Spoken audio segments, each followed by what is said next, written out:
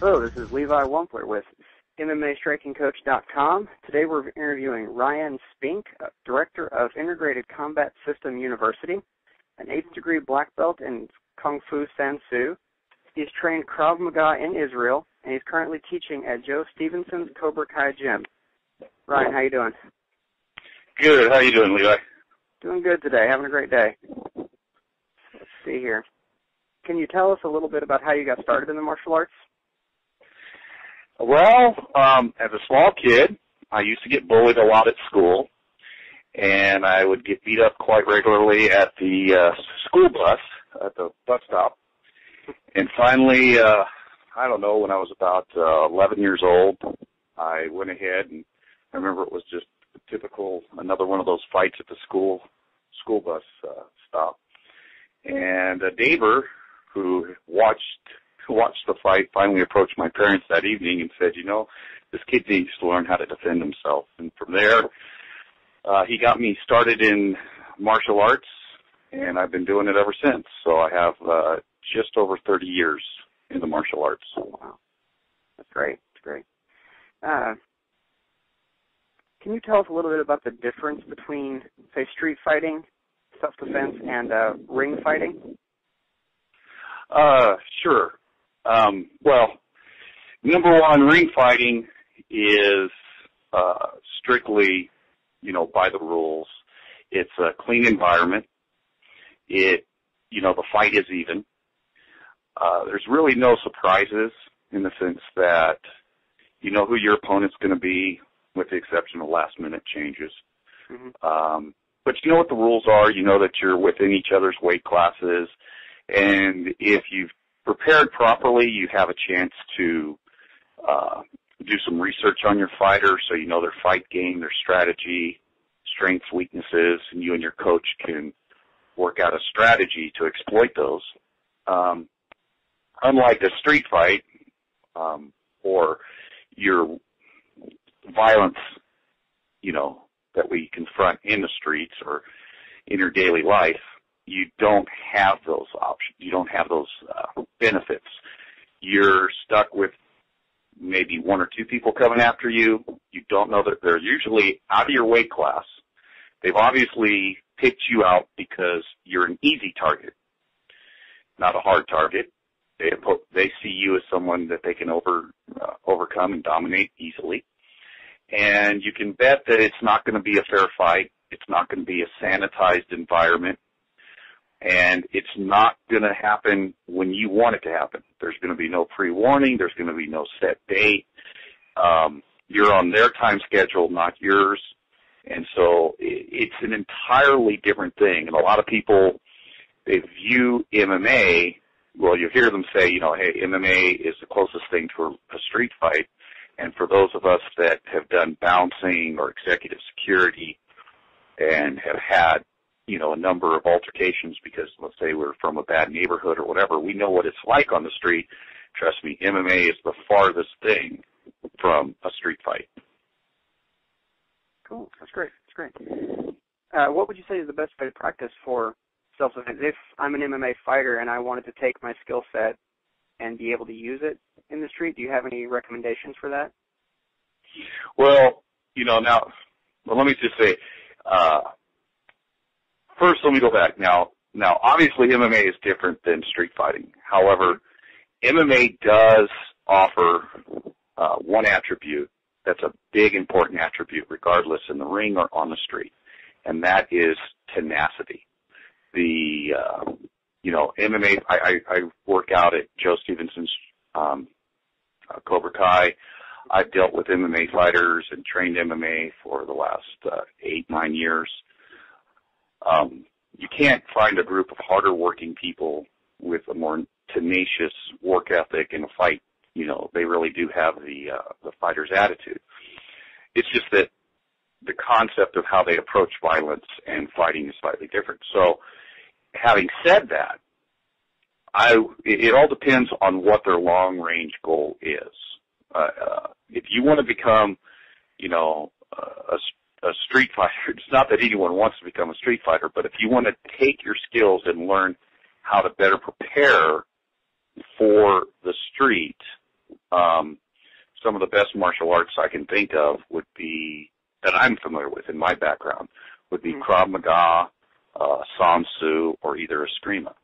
But really, when it comes down to street fighting, I would have to say it's either Krav Maga or San Soo. Either one of those would help you take your skills and just round them out so that you're better prepared for the street versus just thinking sports-oriented. Sure. Now, can you reverse that for us? And what skills can a self-defense or an MMA fighter learn from self-defense people? Is there something you would suggest that comes from your Krav Maga, your San Soo experience that you could bring to the ring? Well, the more, to tell you the truth, as I watch MMA progress, because MMA has evolved. I mean, since the first UFCs all the way to MMA today, you can see that it has become its own martial arts style. It really has evolved. Fighters, train and develop skills how to fight off the fence, and use the fence from the ground. They understand what works, what doesn't work, and have developed their own strategies specifically for the MMA. Mm-hmm. Some of the skills that you could learn, I would say, from martial arts like Krav Maga and San Soo would be a more, in-depth understanding of the techniques. Let me explain. A lot of people today go into MMA. It used to be that the people who did MMA were already black belts or experienced martial artists that were then changing or rather cutting down their skills to fit the ring. Today you have people who go from no martial arts background straight into MMA. They don't have a black belt in Brazilian Jiu-Jitsu. They're not an experienced kickboxer. So they jump right into MMA, and they lack the fundamentals behind how to perform the techniques properly that they're going to need in the ring. And when they go into an MMA class, it's been my experience, and this is just my experience, it's not necessarily true for every MMA gym, but they're having to learn punching and striking at the same time they're trying to learn the grappling. And they're trying to do it very quickly because they want to be able to fight in a year. Mm-hmm. Whereas you have a black belt coming from Brazilian Jiu-Jitsu, or you have a kickboxing fighter who's been fighting and competing for several years, and now they're making the change over to MMA. Well, yeah, they can, come over, adapt the skills, fill in their skill set, and be able to get a fight in a year to 6 months. But someone starting new, coming in, they usually lack the fundamentals. So really what I would say is what you can learn from the other martial arts, what would we consider traditional martial arts for MMA, is the dedication and just slowing down to really develop your skill set, your individual techniques as far as your striking, your kicking, your footwork, and really drilling those, because just going in and learning how to throw 3 or 4 punches, learning how, 3 or 4 takedowns, and then say, okay, I'm ready for the octagon, you're going to be very disappointed. No, that's great. That's great. Thanks. Could you tell us some of your favorite training materials, resources, or workout equipment? So any books, DVDs, training equipment that you like to use the best? I would say, well, as far as workout, CrossFit is a great program. I personally also like a lot of weightlifting when done properly. That's the big key, is get a personal trainer, someone who knows how to do that properly, because weightlifting and using resistance training so that you can fight is completely different than just lifting weights. You're trying to develop explosive power and at the same time a level of endurance that's going to get you through a 3-minute or 5-minute round. Mm-hmm. In regards to MMA. So you want to train properly. Sometimes people really go overboard with their endurance training, and yeah, they've got great cardio, but they don't have that explosive power they need to get for a punch or for a kicking and so forth. And so you tend to see those people as what we would call slow starters or slow fighters. They're in great shape, but they're not very dynamic or explosive. Then you have the sprinter, who's really great the first round, but then fiddles out in the second and third round. So you need to make sure that if you're doing weightlifting or conditioning training, you're focusing on that, and you're focusing that the training complements your fighting strategy. As far as DVDs, I would say anyone, I live by the simple philosophy that anyone who's achieved what it is that you want to achieve, you should follow their example, not try to reinvent the wheel. Right. So that's one of the things I would look at. I would tell anyone who said, what resources should I look at? I would say, well, look at the people that have achieved the level of success that you're aiming to achieve, and then emulate them. If they've got DVDs out, then you go to them. One of my favorite fighters, one of my, people are like the Machados. Mm-hmm. So anything from the Machados, I always, John Jock, I'm a member of his website.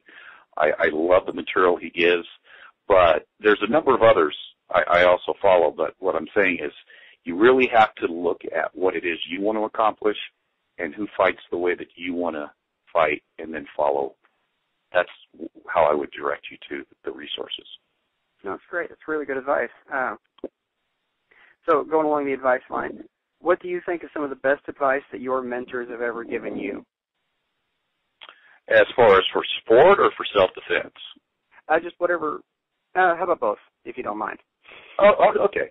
All right. Well, when it comes to some of the ones I remember, my kickboxing coach and instructor, a good friend of mine, Eric Nolan, he trained Kathy Long and a number of other kickboxers. He was notorious for these short little sayings, and one of the ones he would always say is, work behind the jab. And really what that boils down to is have a plan.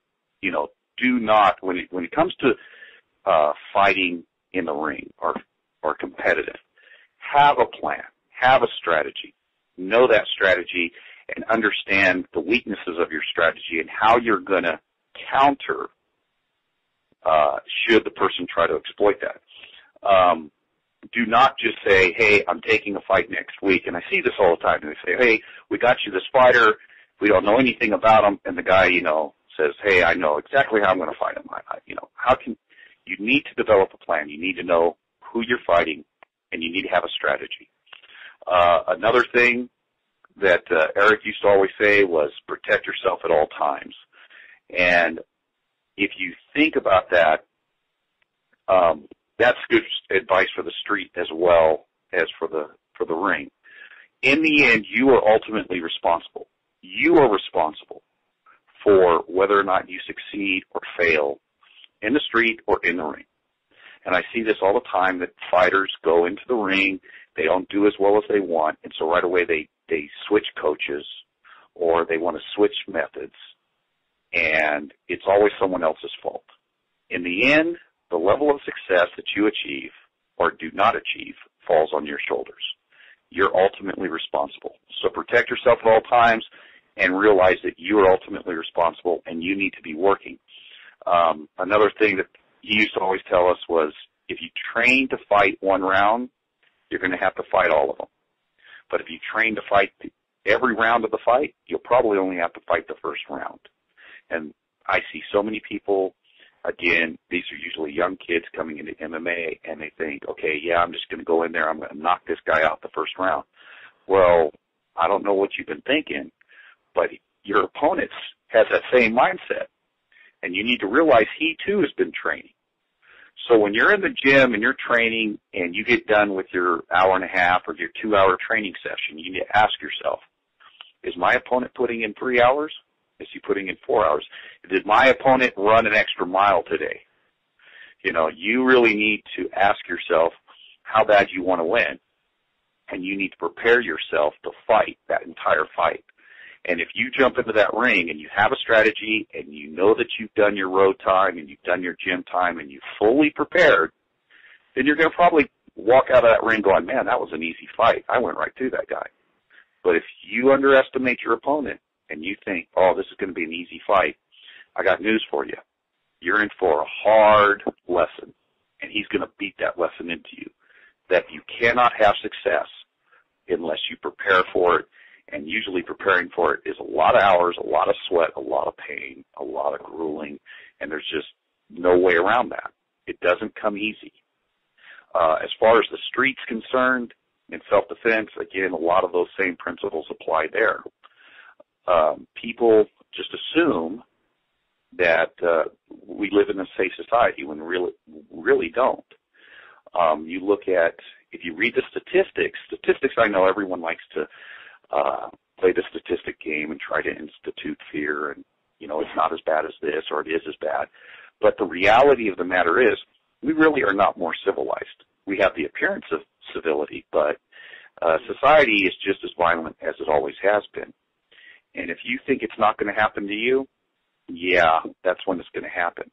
On the other hand, if you prepare yourself, you take some self-defense, you heighten your awareness, you take the precautions when you're out with your family, you try to avoid dangerous places, there's no guarantee you won't be attacked, but chances are, yeah, you'll remove yourself from those statistical blocks where people are getting attacked, if you understand what I'm saying.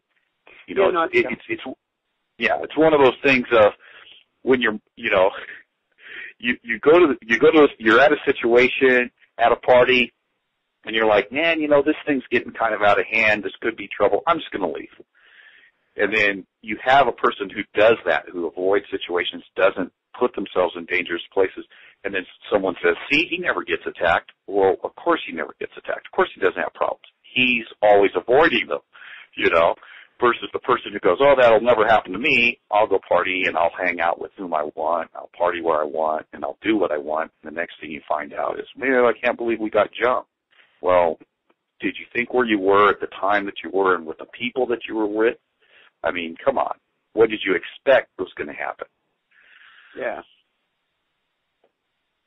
No, so I guess the principles, I guess the principles really would boil down to, you know, whether it's self-defense or MMA, you're going to have to prepare. And preparing doesn't mean reading a book. It doesn't mean just working out a little bit or taking, you know, a class. It means really preparing. It means work. It means effort.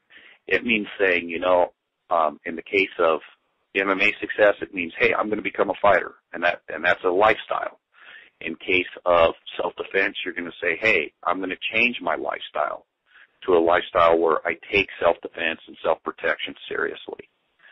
And so if you do that, if you change your lifestyle and make the changes you want, you'll have the success and you'll have the results you want. But you can't want those results and not do anything. Yeah, you're not going to get it. That's awesome. Great advice. All right, well, this is Levi Wampler with MMAstrikingcoach.com. We've been speaking with Ryan Spink. Great talking to you today, Ryan. Great talking to you, Levi. Okay, we'll talk to you later. Bye. All right, bye.